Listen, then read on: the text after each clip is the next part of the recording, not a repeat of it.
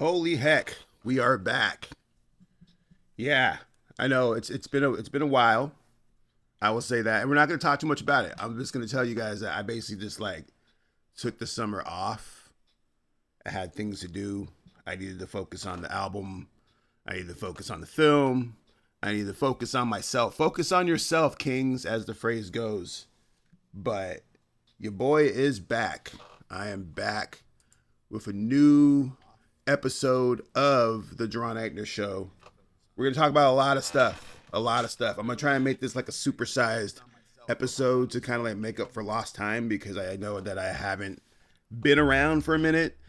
Also, like I just know that I'm just not a consistent person. Like I've accepted the fact that I'm not consistent. I try to be better at it, but I realize that like honestly, I'm very consistent at being inconsistent.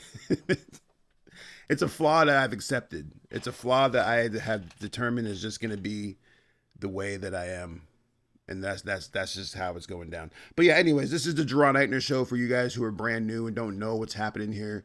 I am a multimedia artist out of Arizona, and I've been doing this for like 20 years, damn near. And I do all kinds of stuff. I rap, I make movies, I do live streams, I make skits, I do all kinds of stuff. Basically, anything media related, I do. And I'm only giving this intro because it's been such a long time, and there might be new people watching this. Like, what is this guy about? That's what I'm about. But we have a lot to talk about. I have a long list of stuff over here in my little box over here that we're gonna talk about. But make sure you guys like follow or like or share the video to all your favorite people so we can get into this. But just to touch on what we're talking about today, we're gonna talk about Diddy. Oh, he's over here. Diddy. We're gonna talk about that. We're gonna talk about the Epstein list. We're gonna talk about Spider-Man 4 and the Marvel universe as it is right now, and movies in general. I'm gonna touch on a bunch of stuff there. We're gonna talk about what else I got on here? Oh yeah, we're talking about lists. We're gonna talk about lists. We're gonna get into some lists and talk about that for a bit. And also we're gonna talk about what's the last thing I have on here? The last thing I have on here is I don't even know. I don't know this. This is a surprise, I guess. But anyways, we're gonna go ahead and talk about Diddy first, just because it's all relevant right now in terms of what's going on in this country. And first of all, I will state that when it comes to Sean Puffy Combs, Puff Daddy, P Diddy, what are we calling him? I actually like, as a child, really admired Puff Daddy, Bad Boy Entertainment. It's a staple in my life as a kid. That whole Bad Boy run with Puff Daddy, Mace, The Lox, Biggie in the late 90s, that basically built a whole universe inside of me to get me to where I'm at right now. Like, I would say that, like, that era is one of the most defining moments in my life in terms of, like, my career and like decisions that I made. And a lot of this has to do with the fact that like we're about to get kind of deep and psychological right off the bat. Right off the rip. But as a child, I didn't have a lot of father figures. My father passed away when I was 8 years old. And my uncles and my brothers, they were out there living their best life. They weren't really around like that. And so I didn't really have like a lot of male black figures in my life to look up to. And then all of a sudden you have MTV popping up, and not only MTV, but like the rise of like the glamour pop, hip hop, rap shit. And what you saw there, mostly this was held by like Puff Daddy, and it's called the shiny suit era. If you guys are in the know, the shiny suit era affected me greatly because when I got home from school, I would do like one or two things. I would go home and watch Dragon Ball Z, and that was on Toonami. That whole Toonami lineup was just smacking as a child. Like get home, Dragon Ball Z. There's a couple of shows I don't remember what else is on there, but like Dragon Ball Z was a particular one. But then also TRL, and also that later in that evening, depending on the day of the week, the MTV Top 40 Countdown, music video countdown. These three things like really shaped my musical like birthings. I guess I was already making music at the time, but like in terms of like what I wanted to do. And part of it was the fact that like I said earlier, I didn't have like a lot of black role models in my life. And so I'm over here trying to like navigate this world living in Tucson, Arizona, a very small percentage of people, very small percent of black people, what I mean, and people who look like me. And so when I turn on the TV and all of a sudden I see like Puff Daddy dancing around doing his thing, it hit me in a way that I didn't quite expect as a child, where it's like, oh, I that's what I'm kind of supposed to be doing is like try to be this big mega mogul of a star or whatever, just try and get it popping that way. And so like that, it really just shifted my whole perception as a person. Like I was like, okay, so I kind of want to be like Puff Daddy. That's kind of awesome what he's doing here. I mean, this dude's driving backwards down the highway right now. This dude's awesome. And so as a kid and as a teenager, I was really obsessed with Puff Daddy. No Way Home, No Way Out. Sorry, I was thinking about Spider-Man. We'll get to Spider-Man later. No Way Out was definitely one of the bigger projects of my high school and post high school life. I think that album came out. Though it came out in 7th grade, maybe 8th grade is when that album came out for me. But that album pretty much defined a large part of my musical influences in terms of like, even like with the whole East Coast, West Coast beef, I was on the team East Coast basically. And so my point is, before we get into like the dirty nitty gritty, is that like Puff Daddy played a major role in my like musical upbringing and influence. And there was even a point in time where I actually wrote a letter to Bad Boy. I think I was 13 years old. And I wrote a letter to Bad Boy being like, hey, you know, like I just want to be you. Something like that. I don't remember what the hell I said. I used to write a lot of letters as a kid. My mom would always be like, if you really wanted to say something, write a letter to them, which I guess is like the modern day equivalent of that would be like tweeting them or sending them a tweet. But I wrote letters to like Sega with like video game ideas. I wrote letters to Bad Boy. I wrote letters to everybody. Everybody got a letter from me. But I digress. Puff Daddy played a really big role in my life up to a certain point. And I think there's a point in time where I was like, all right, this guy's on some wild crap. But I've always had a level of respect for him as a black man navigating this world, billionaire, all that crap. It all kind of hit pretty well for me in the sense that I was like, I really want to do what this man is. I want to emulate what this man is doing, basically. And so fast forward to now, or even just the last couple years, where my respect for him has just gone out the window. A lot of this has to do with Cassie, you know, the fact that, you know, that whole video, that whole situation that came out is deplorable. There's really no other way to like shake that. Doesn't matter what the argument was beforehand. Doesn't matter what all the context was with the freak offs. That video is completely damning in terms of how deplorable it is and shows you how dangerous of a man he is. And so when all this crap started hitting the fan with like all the freak offs and all this stuff and like all this trials and like Cassie's testimony and all this stuff, I got kind of confused for a second because I thought that this man was basically being hit with like almost like a transgression of like all his past actions. Because if you look at Diddy's career, there have been multiple incidences of this man being violent. Whether it's the Steve Stout incident, the incident with Drake, the incident with J. Cole, the incident with Cassie, like those are just 4 off the top that we know about. Oh yeah, the club incident with Shine. That's 5 just like off rip that I just like came up with. And there's many more. And like the whole point is that like I thought the trial was gonna be like about, you know, that like his violent behavior and the fact that this dude might be kind of dangerous to a lot of people and is strong arming it. But the whole conversation around Diddy really turned into about, you know, his sexual preferences and what he likes to do in bed and all this stuff. And for me, it felt like a massive, like, I don't know, like almost like a humiliation ritual for Diddy, which is something that is a thing. Now, we're not going to sit here and talk about like Illuminati conspiracies or anything like that. But like, bro, everything that they talked about had nothing to do with like what this guy actually has done to people. And even with Cassie's testimony, all that really kind of did is put her in a bad light. And even when he got charged and hit with the case, like the crime, like when he got sentenced, or sorry, when they sentenced him, you know, they said that he was charged with basically moving prostitutes and dealing with prostitutes, kind of implying that Cassie was a prostitute. Now, I'm not going to sit here and talk about Cassie at all whatsoever. That's kind of a different conversation. But I will say the fact that her testimony didn't necessarily do what I think she wanted it to do, but maybe it did, in the sense that like it really just kind of felt like a way to embarrass this man. You think about everything that we heard about this testimony, all the nasty stuff that came out, none of it pointed light on the fact that this dude is a menace. And all they really had to do was like get Steve Stout on the stage, or not on the stage, on the stand, get J. Cole on the stand, get, I'm sure, the dozens, if not hundreds of people that this man has physically or tried to physically harm. But the thing is, though, he wasn't on trial for that. He was on trial for all the sex shit, and then also apparently a RICO. The RICO is kind of wild. That's a different conversation. But it was all the sex shit. None of it was for the assault. None of it was for like the strong arming or any of that.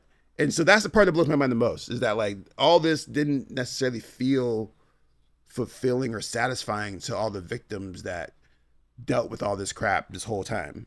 And that's probably like the saddest part about it, is that like if you were a victim of Diddy in any way, shape, or form over the last 30 years and you were hoping to get justice for this man, it did not happen. And I'm sorry for you. I'm sorry, because you probably were hoping that there was going to be some type of comeuppance. Now, obviously, we haven't heard his sentencing yet. He might go to jail for another 10 years, I think up to, but probably not. Probably not. He's going to probably be out on probation, and he's probably going to be out in the streets, and we're going to get a new Diddy album in the next 2 or 3 years. I almost guarantee it. But we also have to remember, if you look at the title here, Diddy pardon. Trump said that he was pretty much down to pardon this man no matter what. And that's just crazy to me. It's not crazy to me, actually, as I say that, but it's crazy just like that we live in this world where our president, who is a multiple felon at this point, kind of a sexual predator as well, and is literally charged for like a bunch of crimes, is our president, and basically is just like, yo, we're gonna pardon this dude because that's my guy. We used to kick it at the Epstein Island parties back in the day, which, you know, might be actually true. And it's just crazy to me how that's the world we live in.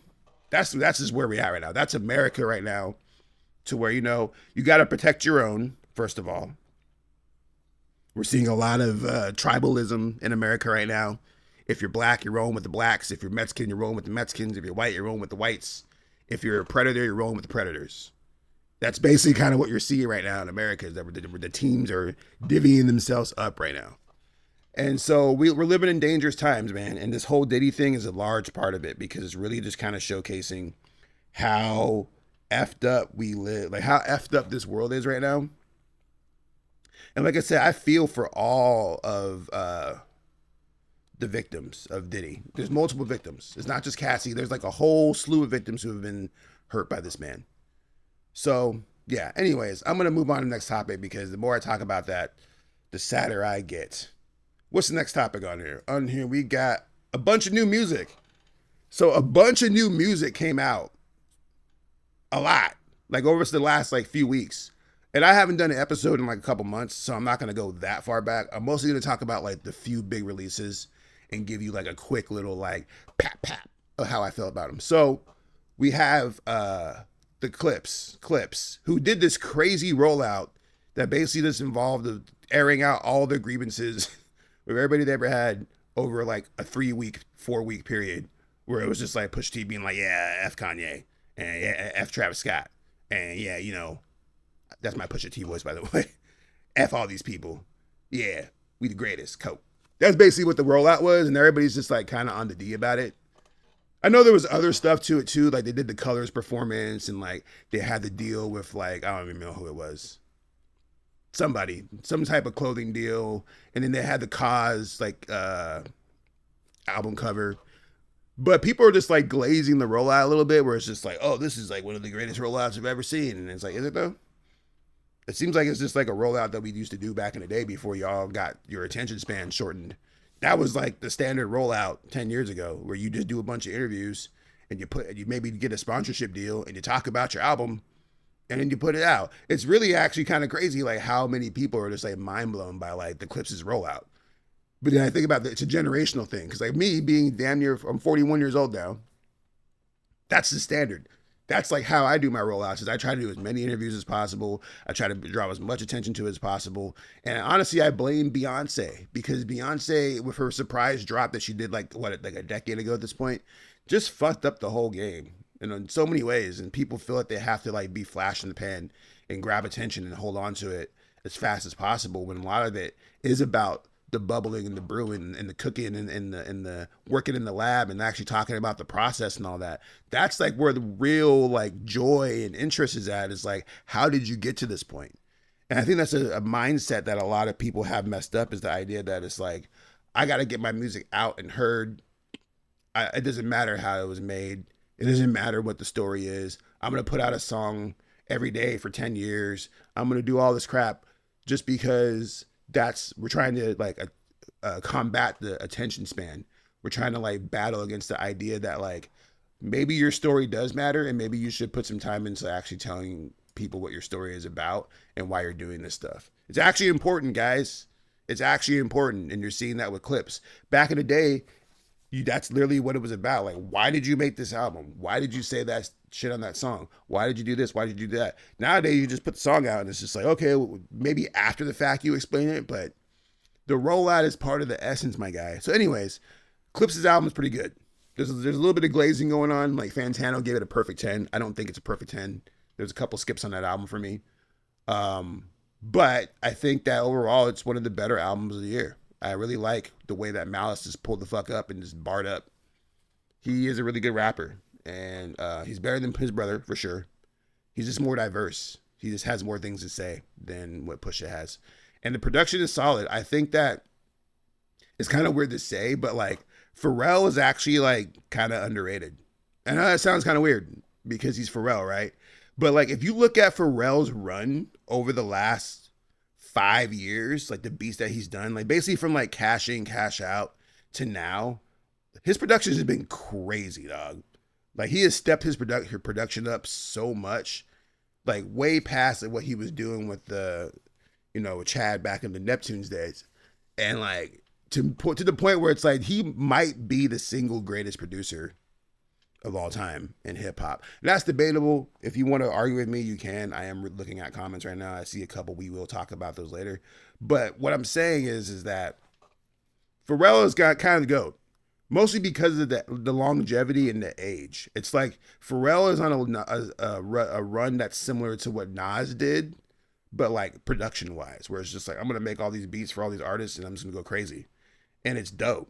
Really appreciate it. Strong album. So also we got Freddie Gibbs' new album. Now, honestly, I'll be transparent, dog. I'm not the biggest Freddie Gibbs fan. Like, I'm not like, oh my God, Freddie Gibbs, and start flicking out. But like, I always appreciate his music, and I always try to give it a listen when I can. Like, he's not like my priority, but like when new Freddie Gibbs drops and like I got time, I'm gonna listen to it. And so Alfredo 2, Freddie Gibbs is probably like, I wouldn't say he's underrated at this point, but I definitely think that he's not thought about enough, in the sense that like the conversation around Freddie Gibbs should be a lot more active than what it is. Like we always talk about the big three, right? We always talk about Drake and Kendrick and sometimes Cole. Cole kind of fell off, but we talk about the big three, but like there's so many other rappers who are like right above that or right below that. Sorry, like JID and Freddie Gibbs, Tyler the Creator, a bunch of other rappers who are just right underneath that fucking cusp that we should be talking about a lot more than the big three, because honestly, I'm played on the Drake conversation. I'm played on the Kendrick conversation. I'm tired of these people. It's over. Go back into your holes, especially you, Kendrick, because Kendrick, he works better when he's just gone for a while and then he comes back. This dude has been outside for like 3 years, damn near. Like a me-seek, just like, I need to go back and I'm saying, I'm not supposed to be out here that long. He's doing fine. He's breaking records and shit. I'm just saying that, like, I noticed the patterns of these artists, and like Kendrick is definitely breaking his. But anyways, Freddie Gibbs' album is dope. And he's one of those artists that always remain consistent. But at the same time, he always kind of has like a plateau that he reaches. Like he doesn't have like crazy highs, because if he did, he'd be more famous. You know what I'm saying? And when I say crazy highs, I'm talking about like that song, right? Or that moment. But he always just manages to deliver like solid hip hop. If you want solid hip hop, go listen to Freddie Gibbs. If you don't want like, I don't know, experimental, weird, or dance hip hop like Tyler the Creator did on his last album, then go listen to Freddie Gibbs. Because Tyler the Creator, like that dude is always going to try something new, weird, and different. Like he's always gonna try and like push the threshold of like weirdness. And that's why I rock with Tyler the Creator. His rollout, talking about rollouts earlier, was like 2 days, and like he had the number one album. I think he sold like 200K the first week.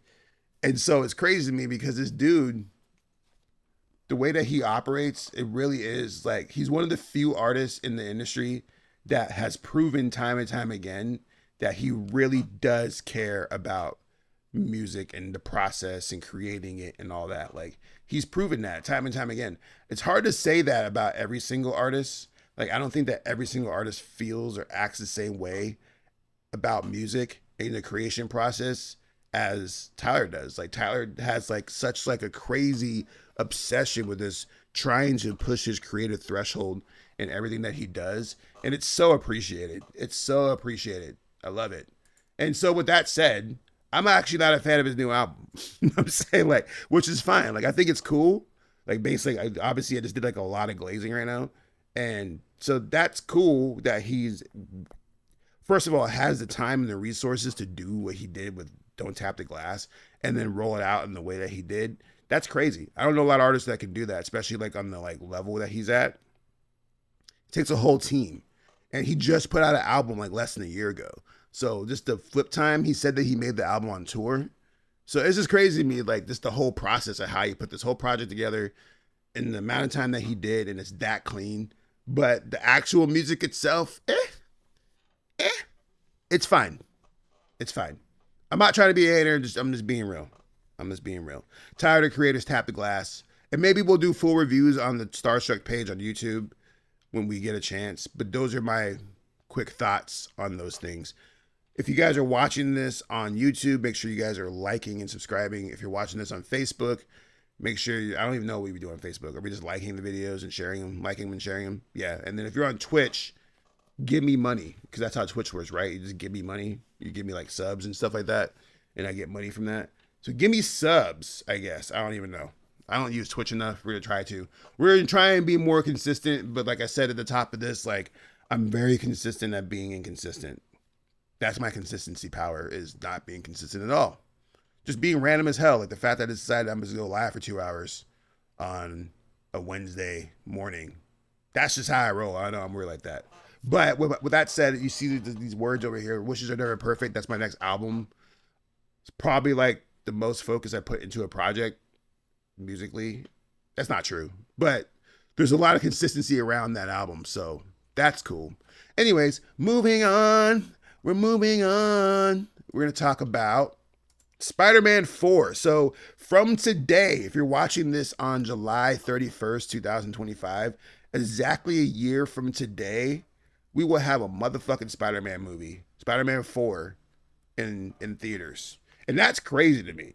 I know it's been a long time since we had a last live-action Spider-Man movie, but for some reason, this doesn't feel right. Like, I know that they work pretty quick on these movies, obviously, because they just started shooting like 2 days ago.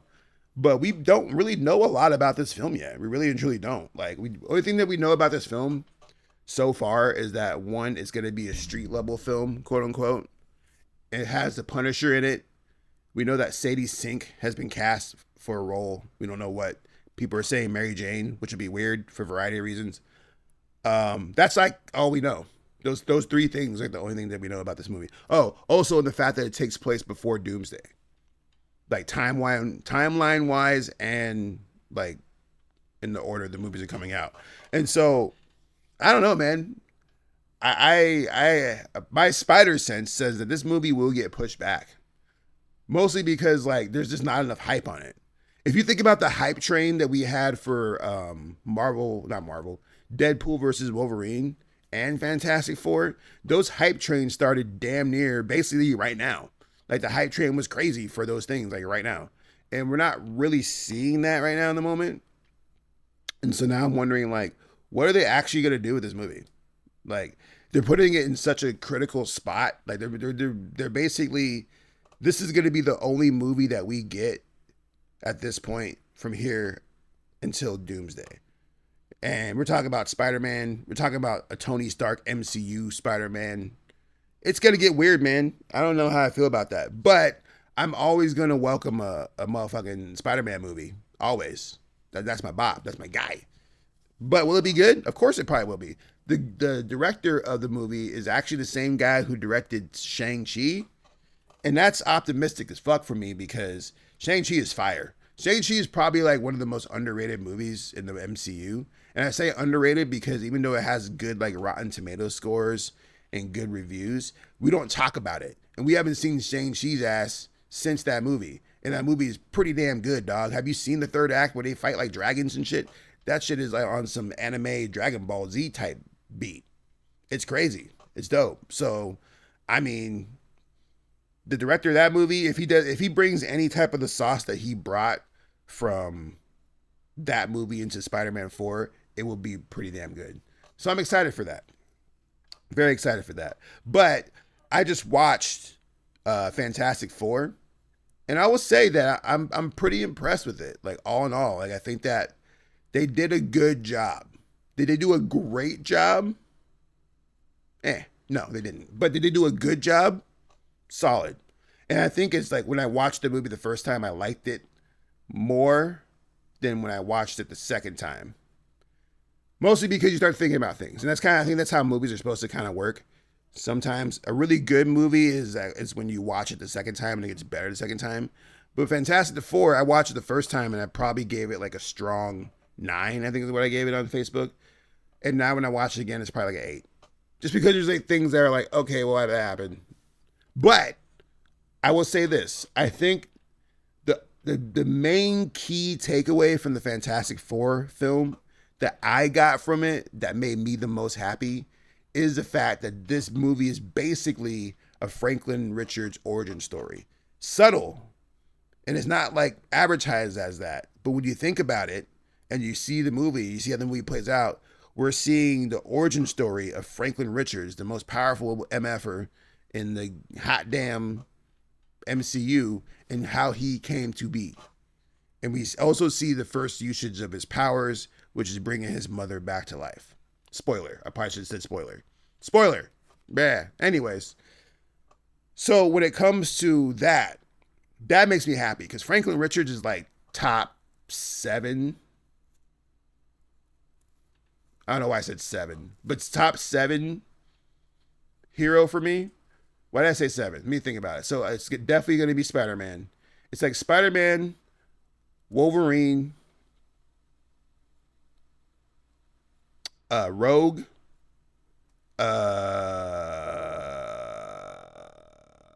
Franklin?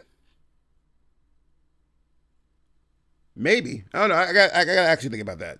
I kind of caught myself off guard. I'll have to make another video about my top 7 favorite superheroes because I'm sure that even putting Rogue at number 3 is kind of blasphemous for myself. I fuck with Rogue heavy, but I digress. Anyways, yeah, so First Steps is essentially just a Franklin Richards origin story. And so now the question remains, if you're a comic book fan, you kind of already see where this is going to, where Franklin is probably going to be the one that winds up resetting the Marvel Universe, the MCU, into the new version. They've already announced that they're going to do a X-Men movie here pretty soon. They're going to start casting for that. And so we're trying to figure out, or they're trying to figure out basically like, how is Franklin Richards going to play this role? And basically what it seems that if you watch the end credit scene of Fantastic Four, Doom needs Franklin to do whatever the hell he's going to do. I'm not going to talk too much about theories or spoilers too much because that's not what this is about. I'll make a separate video about it. But it's all about Franklin Richards. My big question is, though, will Franklin Richards transfer over into the next MCU? And for me, that would be extremely problematic because of the fact that Franklin Richards is so powerful and he is so strong. It could be extremely problematic just to know that you have this super strong dude just always there who can manipulate universes and time and space in any way he wants to in the MCU. So Franklin Richards probably might die. 2 things might happen. This is my prediction for the end of Secret Wars. One will be Franklin Richards becomes a Celestial, and he's removed from the chessboard as a Celestial. Because, you know, he's going to be out there doing Celestial things. Maybe he even gets Galactus as his herald. That would be fitting for a variety of different reasons. That's actually kind of dope. And, you know, he makes the new universe and he fucks off. That's theory number one. Theory number two is that he uses all his power and might to merge together the multiverse into one cohesive multiverse, and he dies in the process, like his mom did trying to fight Galactus. Those are my two main spoilers. You can timestamp these. If those things happen, come back to this video or send me a message and tell me how right and dope I am. I need that. Anyways, let's keep it moving. We got more topics, and we are 30 minutes in. I was hoping to do an hour, and I think I got like 3 more topics. And they're big topics. They're big topics. So let's go ahead and talk about these damn lists. Oh, nope, this is Epstein. Yeah, let's talk about Epstein. Fuck it.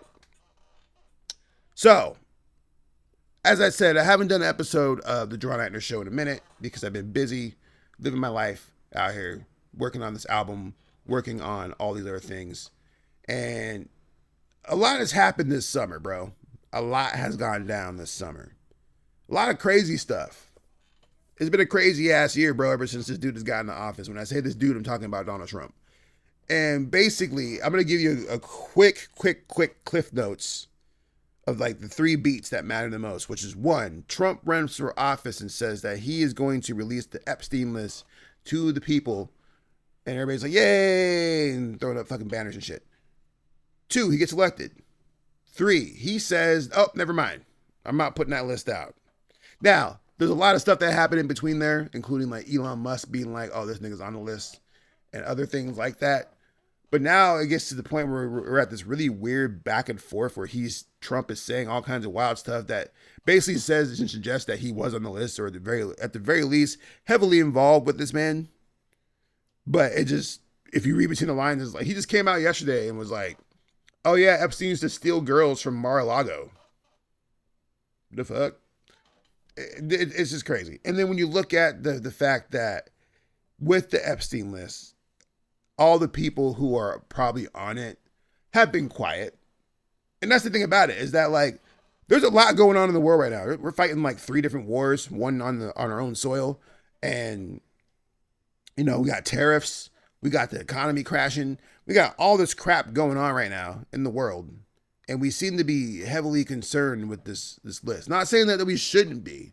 But what I'm saying is that Trump's dumbass should just be focusing on the other crap. If he was on the list, he could just be like, I'm going to go focus on this crap and go do that. But instead, him and his team, they want to keep bringing it up. They're the ones who are like, we're not going to release it anymore. And it's just like, okay, so you lied to us? You're goofy? You're goofy. It doesn't make any sense. And what's crazy about it is the fact that, like, I think personally, and this is just my public opinion, personal opinion, and you can ether me if you want to, but I personally feel that even if the list was released right now with all the names on it, pretty much nothing would happen. We might get a couple of protests. We might get a couple of like, pundits talking crap. You might get a couple of viral videos from influencers. But beyond that, I really don't see anything happening. First of all, this dude is in office right now, and you're seeing him pardon all these criminals, including maybe Diddy. Like I said, they're all linking up. They're clicking up right now. And right now, the clique runs the government. They run it. Most of these people who are voting against this list being released are probably on it or know somebody who is. And so what we're seeing is just like this corruption that's really like seeping in to the core of our country right now. And even, like I said, even if the list dropped right now with all these names on it, I feel like most people ain't gonna do nothing about it because we're so knee deep in our own debt and stress and drama right now that it's like, okay, so you finally released the list. Yay, let's keep it moving. And it's sad to say that because I don't want to like think that, that's the case, that we're just gonna be complicit and just like apathetic towards this list, even though we've created all this tizzy.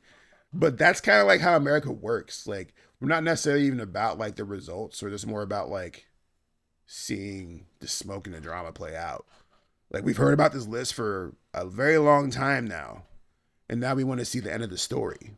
But when the story ends, we're not going to do anything about it. That's just my theory. I might be absolutely wrong, but it's like, I'll even ask you this, person watching video, if the Epstein list was released right now, what are you going to do about it?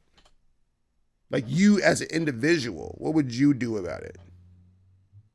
basically nothing, right? My point is made. And I say that's not a shot at anybody. I'm not trying to be mean. I'm just kind of just saying what nobody else wants to say when it comes to that.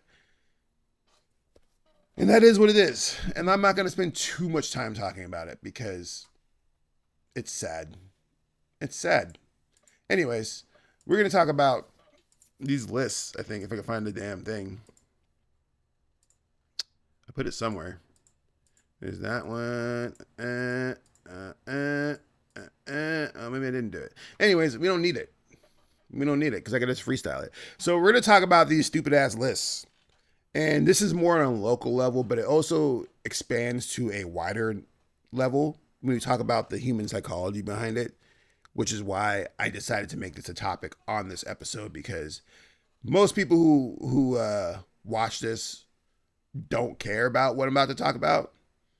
Like most of my fans on these channels that watch these videos are like into movies and entertainment and news. They don't care about rapper lists. They really don't. Most people don't. The only people who really care about the list are the rappers and the scene, quote unquote. And so with all that in mind, I'm going to try and like expand the thought process a little bit. So think about Billboard. Billboard be dropping some goofy ass lists sometimes, right? Where it's like, oh, these are the best rock songs of all time. And number one's like Party in the USA or some shit like that. And the thing about the human psyche is that we've always had a level of competition and a level of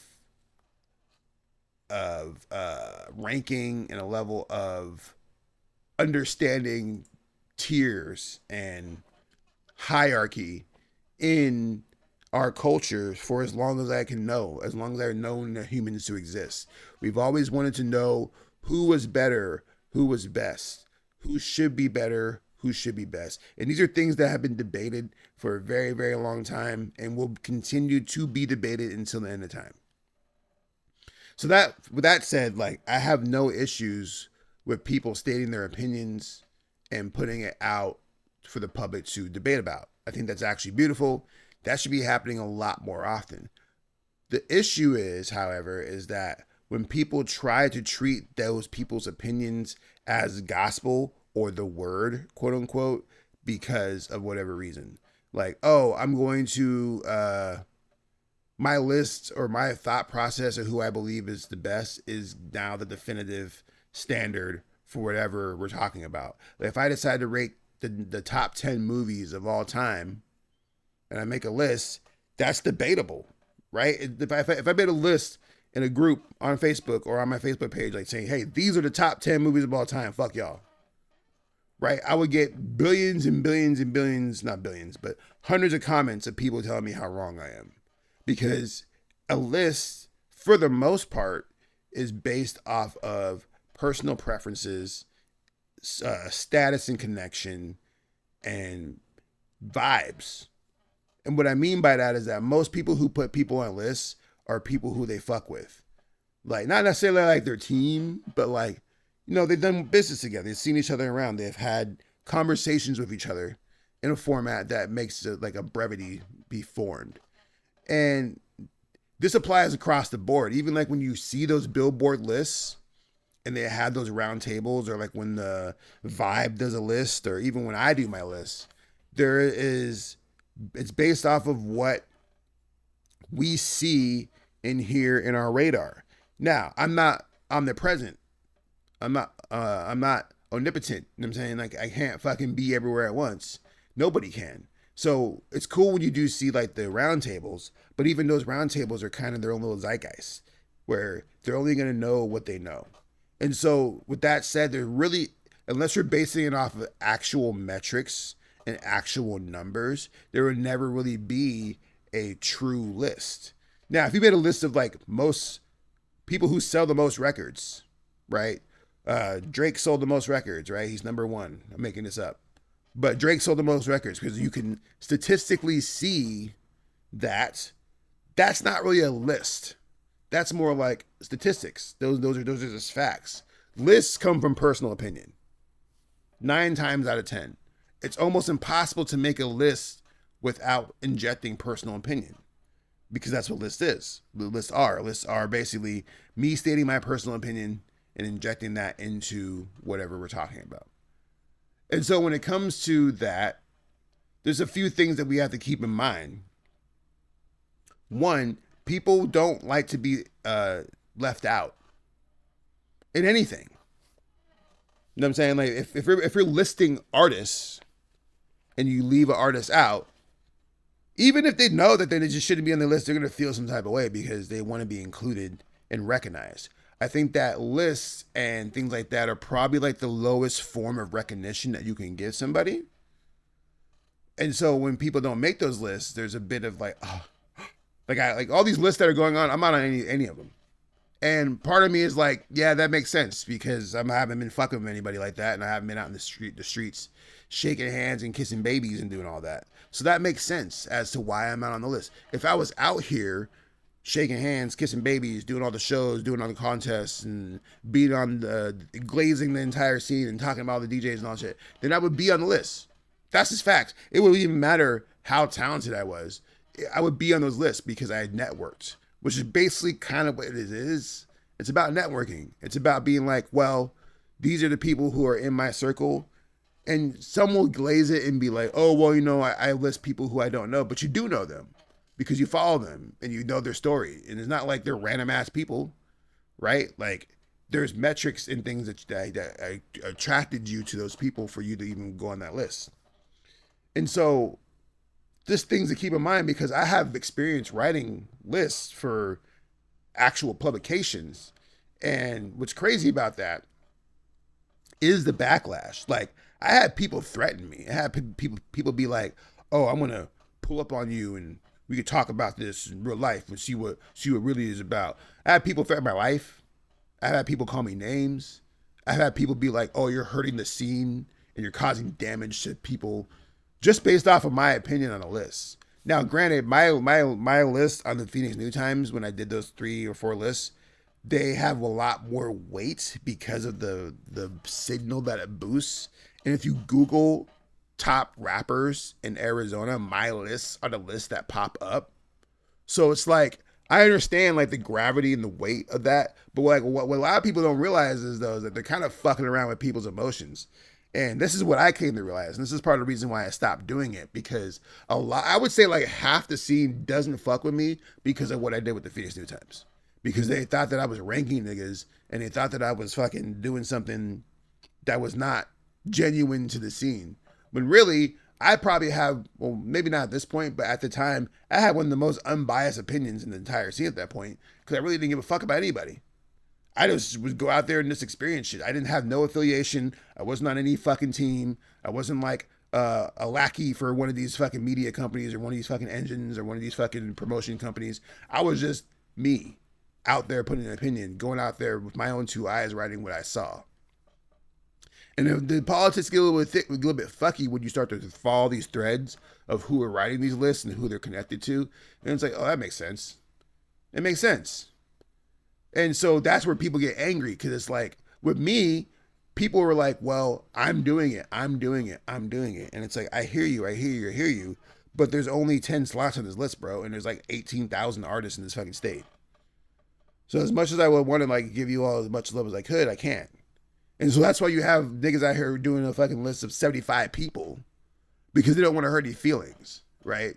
And he even said it himself, whoever he is, he's like, oh, well, I wrote 10 and then I started thinking there were 10 and there. If you can't like say it with your chest and like just rank niggas, you shouldn't be ranking niggas. And you shouldn't be going back trying to like glaze over it and be like, well, that's not what I meant. Or like, oh, like, well, actually, like trying to like justify all that shit. Cause I like when I see all this shit play out, it's like, man, that's exactly the shit I went through fucking at this point, like 8 years ago. Is like trying to like defend my answers. And it's like, I'm not going to defend my opinion. Like, this is just how I feel. And if you don't like it, then you can fuck off. That's basically how I feel about that. But in general, you got to be kind of careful with these lists because you will hurt feelings. And even people who are on the list, you put an extra amount of pressure on them. So you could be ranked on each list and feel some type of way about it, but then all of a sudden it's like, oh, I gotta stay on. The city's watching me. I gotta stay hot. And it's like, nigga, just keep doing what you're doing. Now you're all in your head about it because you got put on some random niggas list. And like I said, I've seen this happen time and time again. This is not the first rodeo that I've seen with these lists and where artists like get all up in themselves because of any type of notoriety. And I'm talking on a local level. If you get ranked in the actual Billboard magazine, or if you're on like the cover of Vibe or Variety or something like that, then I will shut the fuck up. But we're talking about like Instagram, Facebook posts and shit. And people were like all up in the tizzy about it. And I'm only speaking on it because it's a hot topic and I need some clout and some attention right now. And I'm definitely gonna clip this up and post this all over the fucking bullshit. But the point is that I feel like if you're trying to get on someone's list, if you're trying to get seen and trying to get heard, you will fail. You will fail. Unless you go and ride dick. And that comes in a variety of different ways on how that looks like. And if I'm wrong, please tell me, but that's kind of the formula. If I'm in your line of sight, there's a higher chance that I'm going to fucking be on your little magical lists and rankings, which don't pay me or fund anything that I do or even get me any opportunities. We should be ranking like the top videographers or the top editors or the top writers, top cinematographers, things that will actually like draw interest, because ranking the top rappers doesn't do much beyond that. Like, for example, it's not even an example. It's just the logic that like how many people are actively looking for rappers for anything. First of all, there's way too many rappers. And most people who aren't in the rapping world don't know what the quality is. So it's like they're just going to hire the homies. And so when you're over here creating this like energy around what it means to be an artist, what it means to be a rapper or whatever, you're hoping that someone sees you and recognizes you. But if you're a videographer, or if you're like writing books, or if you're painting, especially if you're painting, if you're nice with it and you're painting and you're on like a top 10 painters list, you will probably get like a lot of business opportunities off of that. You'll probably get murals. You might get a couple gallery showings off of that. You see what I'm saying? But if you're a top rapper, you're not going to get much. You might be able to put it in your press kit, and I might get them saying that there's a couple steps there, but it's not like someone's going to see the list and be like, oh, this is the top rapper, I'm going to book you. That doesn't happen. It might work where it's like, oh, this is the top cinematographer, I'm going to book them because I need great cinematography for my next commercial. And so that's part of it too, is that like the just being on the list is basically the most that goes. It doesn't go any further than that. It's not going to take your career further. It could if you do the right thing with it and navigate. But most people are just going to screenshot it and repost it on their page and be like, oh, look at me, I'm on the list, and then keep moving. And that's another thing that frustrated me about when I was doing the New Times thing, is that when I was making these lists and writing these articles and doing all that, people didn't know what to do with them.